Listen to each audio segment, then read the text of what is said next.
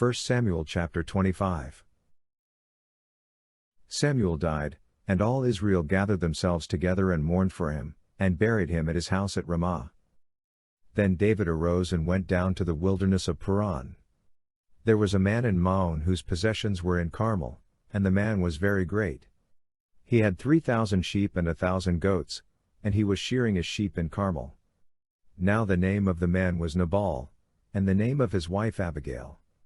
This woman was intelligent and had a beautiful face, but the man was surly and evil in his doings. He was of the house of Caleb. David heard in the wilderness that Nabal was shearing his sheep.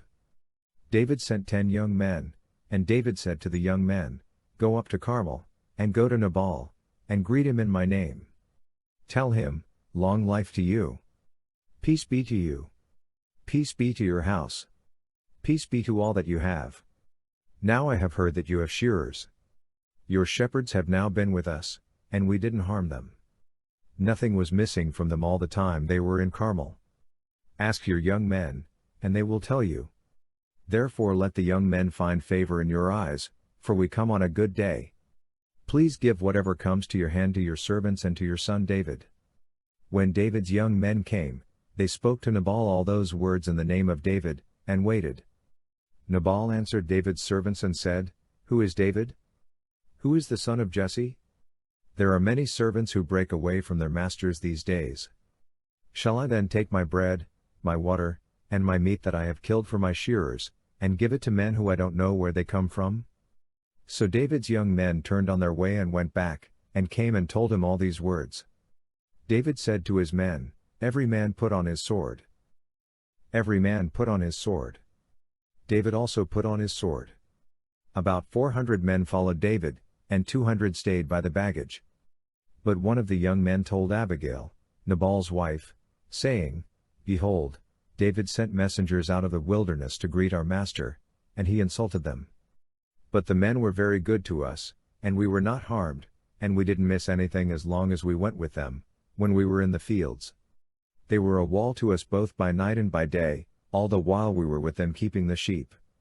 Now therefore know and consider what you will do, for evil is determined against our master and against all his house, for he is such a worthless fellow that one can't speak to him."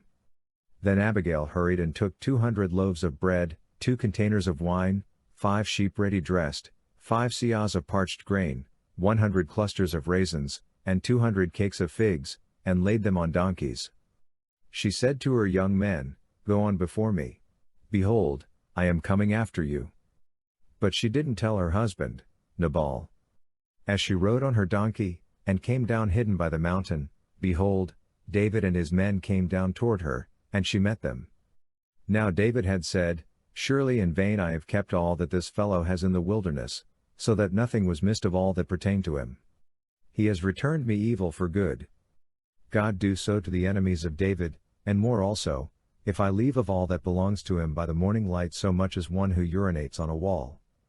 When Abigail saw David, she hurried and got off her donkey, and fell before David on her face and bowed herself to the ground. She fell at his feet and said, "On me, my lord, on me be the blame. Please let your servant speak in your ears. Hear the words of your servant. Please don't let my lord pay attention to this worthless fellow, Nabal, for as his name is, so is he. Nabal is his name, and folly is with him, but I, your servant, didn't see my lord's young men whom you sent. Now therefore, my lord, as Yahweh lives and as your soul lives, since Yahweh has withheld you from blood guiltiness and from avenging yourself with your own hand, now therefore let your enemies and those who seek evil to my lord be as Nabal. Now this present which your servant has brought to my lord, let it be given to the young men who follow my lord.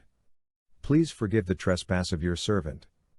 For Yahweh will certainly make my lord a sure house, because my lord fights Yahweh's battles. Evil will not be found in you all your days.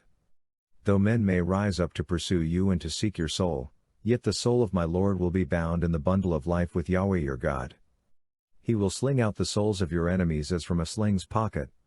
It will come to pass, when Yahweh has done to my lord according to all the good that he has spoken concerning you, and has appointed you prince over Israel, that this shall be no grief to you, nor offense of heart to my lord, either that you have shed blood without cause, or that my lord has avenged himself, When Yahweh has dealt well with my lord, then remember your servant. David said to Abigail, Blessed is Yahweh, the God of Israel, who sent you today to meet me. Blessed is your discretion, and blessed are you, who have kept me today from blood guiltiness, and from avenging myself with my own hand. For indeed, as Yahweh the God of Israel lives, who has withheld me from harming you, unless you had hurried and come to meet me, surely there wouldn't have been left to Nabal by the morning light so much as one who urinates on a wall. So David received from her hand that which she had brought him.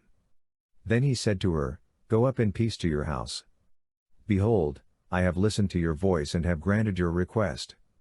Abigail came to Nabal, and behold, he held a feast in his house like the feast of a king. Nabal's heart was merry within him, for he was very drunk. Therefore she told him nothing until the morning light. In the morning, when the wine had gone out of Nabal, his wife told him these things, and his heart died within him, and he became as a stone. About 10 days later, Yahweh struck Nabal, so that he died. When David heard that Nabal was dead, he said, Blessed is Yahweh, who has pleaded the cause of my reproach from the hand of Nabal, and has kept back his servant from evil. Yahweh has returned the evildoing of Nabal on his own head. David sent and spoke concerning Abigail, to take her to himself as wife. When David's servants had come to Abigail to Carmel, they spoke to her, saying, David has sent us to you, to take you to him as wife. She arose and bowed herself with her face to the earth, and said, Behold, your servant is a servant to wash the feet of the servants of my lord. Abigail hurriedly arose and rode on a donkey with her 5 maids who followed her, and she went after the messengers of David, and became his wife. David also took Ahinoam of Jezreel, and they both became his wives. Now Saul had given Michal his daughter, David's wife, to Palti the son of Laish, who was of Galim. 1 Samuel chapter 26. The Ziphites came to Saul to Gibeah, saying, Doesn't David hide himself in the hill of Hachilah, which is before the desert? Then Saul arose and went down to the wilderness of Ziph, having 3,000 chosen men of Israel with him, to seek David in the wilderness of Ziph. Saul encamped in the hill of Hachilah, which is before the desert, by the way. But David stayed in the wilderness, and he saw that Saul came after him into the wilderness. David therefore sent out spies, and understood that Saul had certainly come. Then David arose and came to the place where Saul had encamped, and David saw the place where Saul lay, with Abner the son of Ner, the captain of his army. Saul lay within the place of the wagons, and the people were encamped around him. Then David answered and said to Ahimelech the Hittite, and to Abishai the son of Zeruiah, brother of Joab, saying, Who will go down with me to Saul to the camp? Abishai said, I will go down with you.